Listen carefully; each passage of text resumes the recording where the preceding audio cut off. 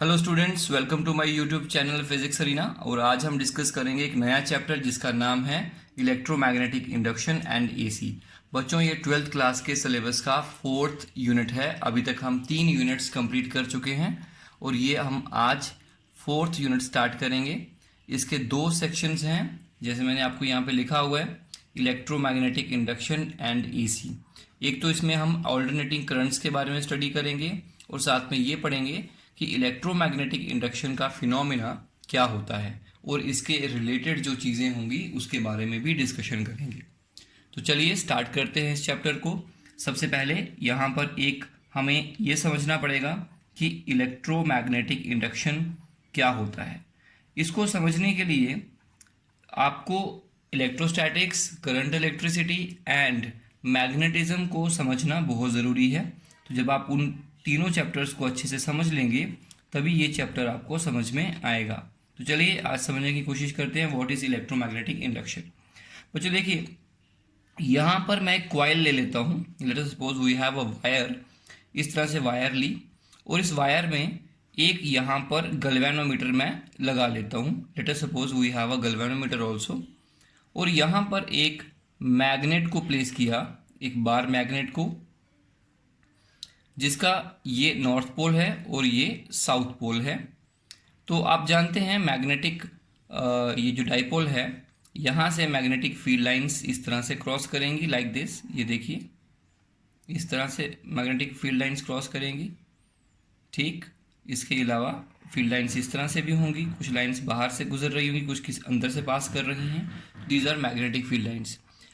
और हम क्या करेंगे, हमने ये ऑब्जर्वेशन किया कि अगर हम इस मैग्नेट को मूव करें to and fro like this, इस मैग्नेट को पीछे लेकर जाइए, फिर आगे ले आइए, फिर पीछे ले जाइए, फिर आगे ले आइए, मतलब इस तरह से ये मैग्नेट है तो मूव लाइक दिस, इस तरह से मूव इसको करेंगे तो हम ये ऑब्जर्व करते हैं कि इस गैल्वेनोमीटर में डिफ्लेक्शन आ जाती है।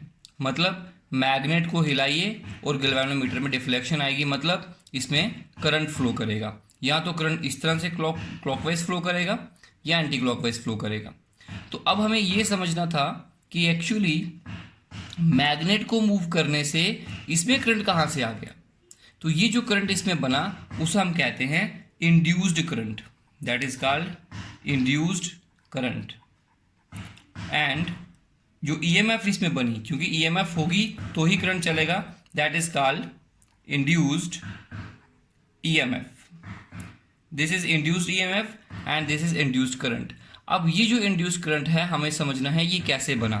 तो देखिए, यहाँ पर हमने क्या किया, जब हमने मैग्नेट को मूव किया तो क्या हो रहा था, जब मैग्नेट को दूर लेकर जा रहे थे तो number of magnetic lines of force जो इस कॉइल में से निकल रही हैं वो चेंज हो रही थी। तो सोचिए, अगर इस मैग्नेट को थोड़ा और पास लेके आऊँ तो ये और ये लाइन भी मैग्नेट इस कॉइल के अंदर से ही पास करेंगी।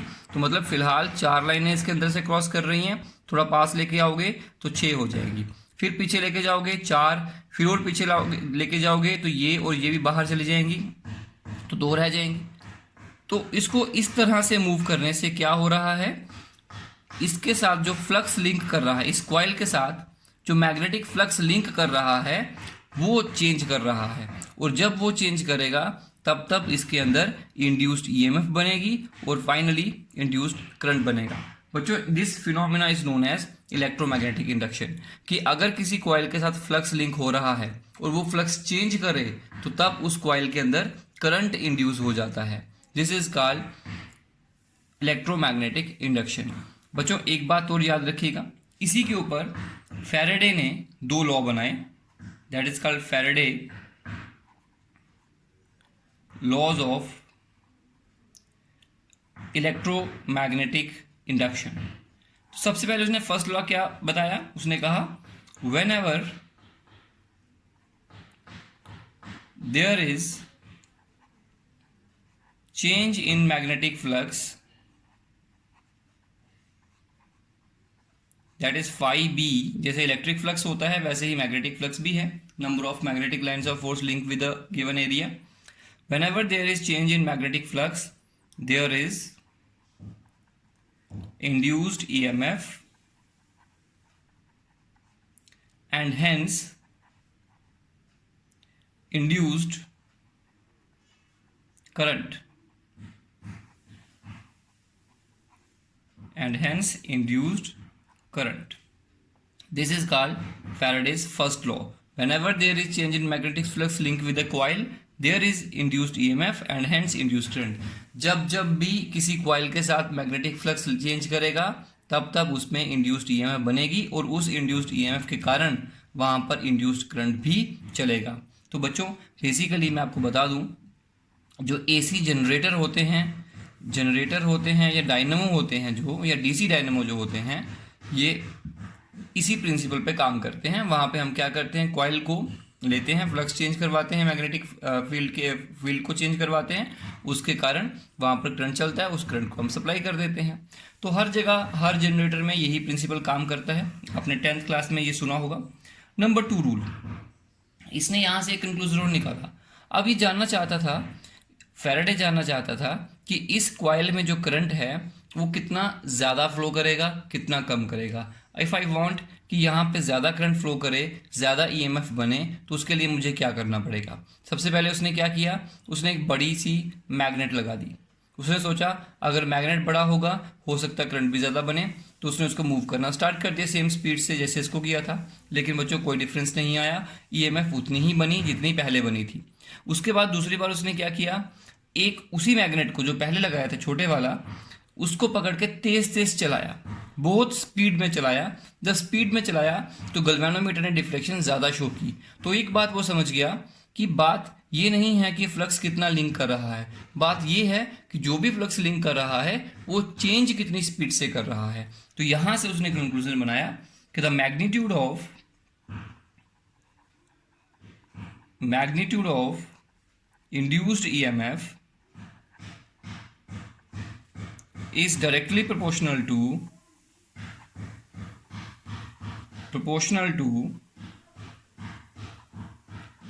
rate of change of magnetic flux। मतलब कहने का जो इंड्यूस्ड ईएमएफ प्रोड्यूस हुई वो किसके प्रोपोर्शनल है, D phi B upon D T, rate of change of magnetic flux with respect to time. और यहीं से E equal to D phi B upon D T हो जाएगा। तो this is called Faraday second law. एक बात और भी है, अगर कॉइल में एक टर्न की बजाय 2, 3, 4, 5 एंड बहुत सारे टर्न्स हैं, let us suppose n turns हैं, तो हम इसको कैसे लिखेंगे, हम लिखेंगे if the coil has n turns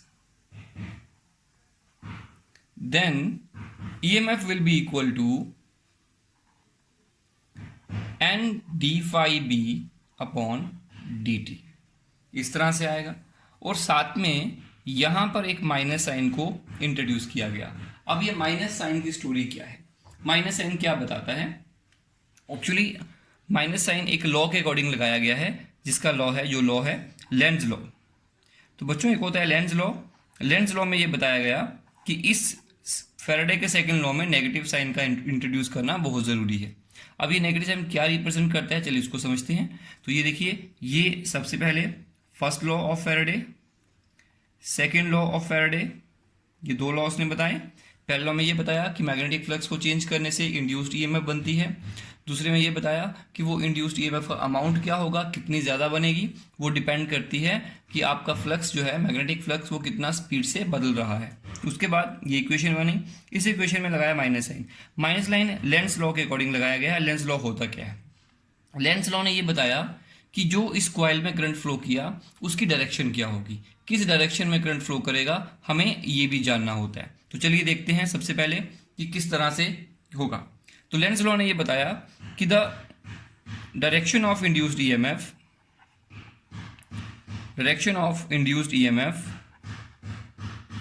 या ऐसे कह सकते हैं the induced EMF will be produced in such a way that it always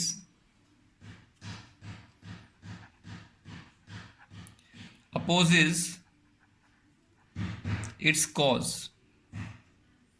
मतलब जो इंड्यूस्ड ईएमएफ वो उस कॉइल में बनेगी, जैसे ये कॉइल है और यहाँ पे आपने एक मैग्नेट को प्लेस किया, नॉर्थ पोल और ये साउथ पोल है, यहाँ से मैग्नेटिक फील्ड लाइंस इस तरह से आ रही हैं लाइक दिस।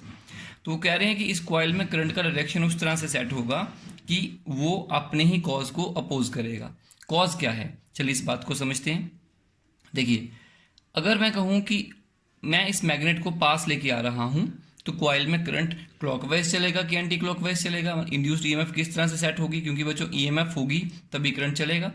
तो हमें डायरेक्शन ऑफ करंट बताना है इस लॉ के अकॉर्डिंग। इस लॉ ने बताया कि जो कॉज होगा उसी का अपोजिशन होगा। मान लीजिए कॉज क्या है, हम मैग्नेट को पास लेकर आ रहे हैं, मैग्नेट को इस तरफ लेकर आ रहे हैं, तो मैग्नेट को कॉइल के पास लेकर आने की वजह से फ्लक्स चेंज हो रहा है और उसके कारण ईएमएफ बनेगी। तो ईएमएफ इस तरह से बनेगी कि वो अपने ही कॉज को अपोज करेगी। कॉज क्या है, इस नॉर्थ पोल का पास आना, तो ये कॉइल इस नॉर्थ पोल को पास नहीं आने देगी। वो किस तरह से होगा, आप जानते हैं कि अगर कॉइल में करंट फ्लो करे तो कॉइल भी एक मैग्नेट की तरह बिहेव करती है, उसका भी एक नॉर्थ पोल होगा, उसका भी एक साउथ पोल होगा। तो अब देखिए ये कॉइल क्या करेगी, करंट इस तरह से फ्लो करवाएगी कि उसका ये वाला फेस जो है वो नॉर्थ हो जाएगा और ये वाला साउथ हो जाएगा। अगर ये फेस नॉर्थ हो गया तो नॉर्थ नॉर्थ को रिपेल करेगा, मतलब ये इसको पास नहीं आने देगी। तो इस फेस को नॉर्थ बनाने के लिए उसको करंट कैसे फ्लो करवाना पड़ेगा, एंटी क्लॉकवाइज। तो एंटी क्लॉकवाइज करंट चलेगा, ये फेस नॉर्थ होगा तो नॉर्थ नॉर्थ को रिपेल करेगा। तो इस वजह से इस तरह से करंट का डायरेक्शन फाइंड आउट होता है। तो जैसे कि आप जानते हैं कि यहाँ पे अपोजिशन मिलती है, एक तरह से ईएमएफ इस तरह से प्रोड्यूस होती है कि वो अपने ही कॉज को अपोज करेगी, तो उस अपोजिशन को रिप्रेजेंट करने के लिए यहाँ पे माइनस साइन लगाया जाता है। तो देखिए, अब मान लीजिए अगर मैग्नेट को मैं दूर लेके जाऊँ, अगर दूर लेके जाऊँ तो अब ये कॉइल में करंट फ्लो करेगा, क्योंकि कॉइल ये जो है मैग्नेट ये दूर जा रहा है। दूर जाने से क्या होगा, फ्लक्स कम होगा और इसके अंदर इंड्यूस्ड ईएमएफ बनेगी। इस बार करंट इस तरह से फ्लो करेगा, क्लॉकवाइज फ्लो करेगा, ताकि यहाँ पे साउथ बन पाए, यहाँ पे नॉर्थ बन पाए, क्योंकि यहाँ पे साउथ होगा तभी वो नॉर्थ को दूर नहीं जाने देगा, उसको अट्रैक्ट करके रखेगा। तो इसलिए अगर मैग्नेट को पास लेके आ रहे हो तो करंट एंटी क्लॉकवाइज, दूर लेके जा रहे हो तो क्लॉकवाइज, फिर एंटी क्लॉकवाइज, फिर क्लॉकवाइज, फिर एंटी क्लॉकवाइज, फिर क्लॉकवाइज। मतलब करंट अपनी डायरेक्शन जो है वो बार बार बदलेगा। वो डिपेंड करता है कि मैग्नेट पास आ रहा है या दूर जा रहा है। एक बात इसमें और भी समझ सकते हैं, देखिए बच्चों, इसी चीज को हम दूसरे एंगल से भी समझ सकते हैं। मैं दोबारा यहाँ पे एक डायग्राम बना लेता हूँ। दिस इज अ कॉइल और यहाँ पे एक मैग्नेट है, नॉर्थ साउथ। तो एक तरह से हम ऐसे भी कह सकते हैं कि अगर इसमें से 4 लाइनें या 5 लाइनें क्रॉस कर रही हैं इस समय, और अगर हम इस मैग्नेट को दूर लेके जाएंगे तो number of field lines crossing this area will decreasing, कम होने लगेगी। और कॉइल या किसी भी चीज़ का एक नेचर होता है कि वो हमेशा किसी भी चेंज को अपोज करती है। तो मैग्नेटिक लाइंस ऑफ फोर्स जो हैं वो कम होने लगेंगी जब इस मैग्नेट को हम दूर लेकर जाएंगे। तो ये कॉइल इस तरह से बिहेव करेगी कि वो उस मैग्नेटिक फील्ड लाइंस को कम नहीं होने देगी। मतलब क्या करेगी, मतलब अपने कॉइल में करंट इस तरह से फ्लो करवाएगी कि वो इस जो डिक्रीजिंग फील्ड है उसको रीइंफोर्स करेगी, उसको बढ़ाने की कोशिश करेगी। तो इसको, जैसे ये कॉइल आपको पता है, इस मैग्नेट को हम दूर लेकर जा रहे हैं, जब दूर लेकर जाएंगे तो नंबर ऑफ लाइंस कम होने लगेंगी, तो ये उसको कम नहीं होने देगी, ये इसको बढ़ा के रखेगी, तो उसको रीइंफोर्स करेंगे। तो इसलिए इसमें करंट इस तरह से फ्लो करेगा कि इसकी खुद की जो मैग्नेटिक फील्ड है वो भी इसी डायरेक्शन में बने, लाइक दिस। उसके लिए क्या करना पड़ेगा, इसको जो करंट है वो क्लॉकवाइज फ्लो करवाना पड़ेगा। ऑब्वियसली क्लॉकवाइज चलेगा तो ये साउथ बनेगा, ये नॉर्थ बनेगा, तभी तो लाइनें ऐसे बनेगी। तो ये लाइनें जो इसकी खुद की फील्ड लाइनें होंगी वो जो डिक्रीजिंग फील्ड है उसको रीइंफोर्स करके कांस्टेंट रखने की कोशिश करेगी, तो जिस वजह से ऐसा होगा। और वैसे भी मैंने आपको बताया था ये साउथ बनता है, ये इसको दूर नहीं जाने देगा।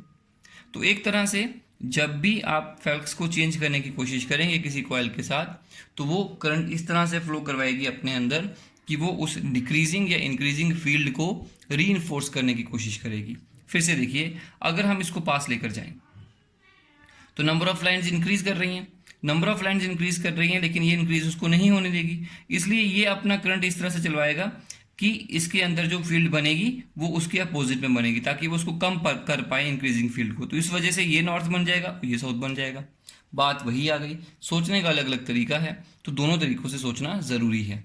ये हैं आपके फैराडे का फर्स्ट लॉ, फैराडे का सेकंड लॉ और लेंज लॉ। इसमें एक चीज़ और बहुत इंपॉर्टेंट है, इसमें यह है कि इसमें क्या लॉ ऑफ कंजर्वेशन ऑफ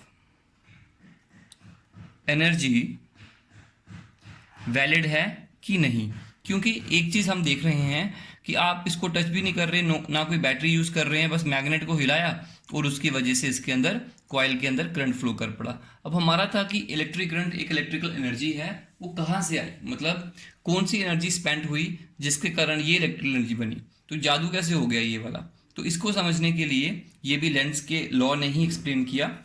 तो किस तरह से होगा देखिए, मैग्नेट को आप मूव कर रहे हैं, और जब मैग्नेट को मूव कर रहे हैं तो ये कॉइल उस मैग्नेट को अगर आप दूर लेके जाएंगे तो दूर नहीं जाने देगी, पास लेकर आएंगे तो पास नहीं आने देगी, अपोज करेगी। तो उस अपोजिशन के against you need to do work, और जो आप इस मैग्नेट को मूव कराने में जो वर्क कर रहे हैं इस कॉइल की अपोजिशन के अगेंस्ट होकर, वो वर्क जो है वो आपका वर्क स्पेंड हो रहा है, आपकी एनर्जी स्पेंड हो रही है वर्क करने में, और वही एनर्जी कॉइल में करंट की फॉर्म में आपको मिलेगी।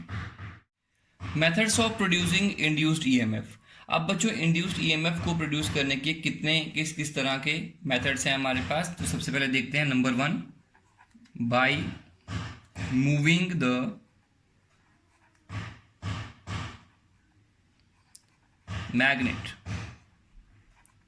Near a coil. देखिएगा एक कॉइल है हमारे पास इस तरह से, आप एक मैग्नेट को इसके पास में मूव करिए, जैसे मैंने आपको बताया था, तो फ्लक्स चेंज करेगा, फ्लक्स चेंज करेगा तो इसमें इंड्यूस्ड ईएमएफ बनेगी और करंट फ्लो करेगा। एक तरीका ये हो गया, this is the first method.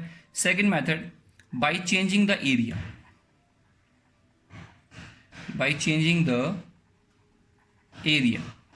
तो देखिएगा एरिया को चेंज करने से क्या होता है, मान लीजिए यहाँ पे मैग्नेटिक फील्ड है, there is a magnetic field.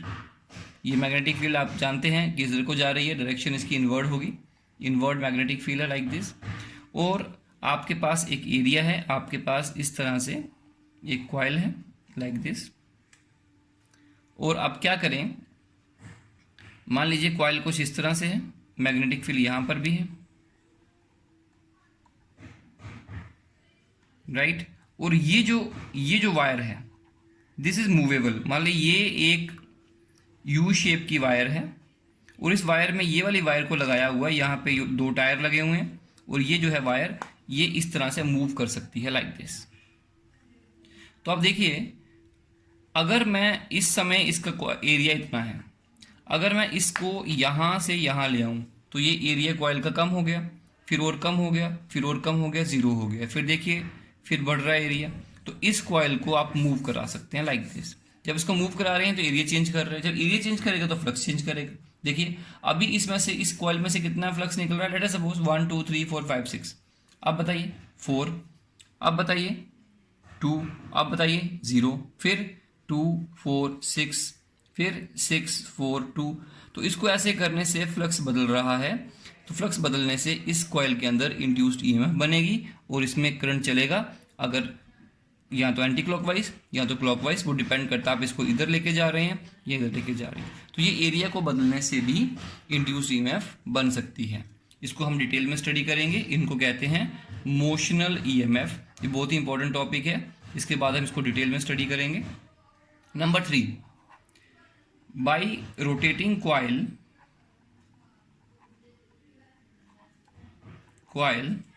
In magnetic field. मान लेते हैं हमारे पास यहाँ पे 2 मैग्नेट्स हैं, let us suppose we have a magnet here, one magnet is here, another magnet is here, this is north pole, this is south pole, you know magnetic field lines will be like this। इस तरह से magnetic field lines होंगी, और इस magnetic field line में आप एक coil रख दीजिए लाइक दिस। ये देखिए